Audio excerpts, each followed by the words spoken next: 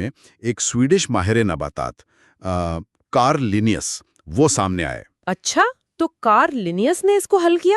جی، انہوں نے اس بے پناہ تنوع کو، جس میں چاول کی ہزاروں اقسام شامل تھیں، سائنسی طور پر منظم کیا اور اسے ایک نام دیا، اور وہ نام تھا اوریزا، یا جسے انگریزی میں اورائزا کہتے ہیں۔ واہ!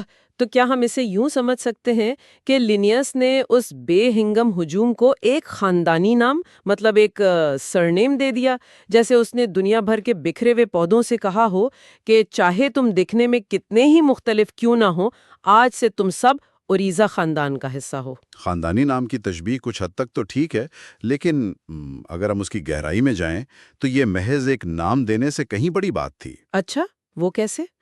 خاندانی نام تو صرف پہچان دیتا ہے نا، جبکہ لینیاس کا بنایا ہوا نظام، جسے ہم بائنومیل نومنکلیچر کہتے ہیں، دراصل حیاتیات کا ایک عالمی آپریٹنگ سسٹم تھا۔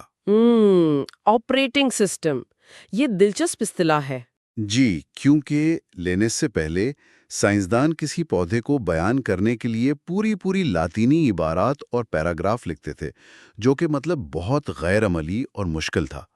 لینیس نے اس پورے پیراگراف کو 2 الفاظ تک محدود کر دیا۔ صحیح، اس سے تو بہت آسانی ہو گئی ہوگی۔ بالکل، اس نے پوری دنیا کے محققین، کسانوں اور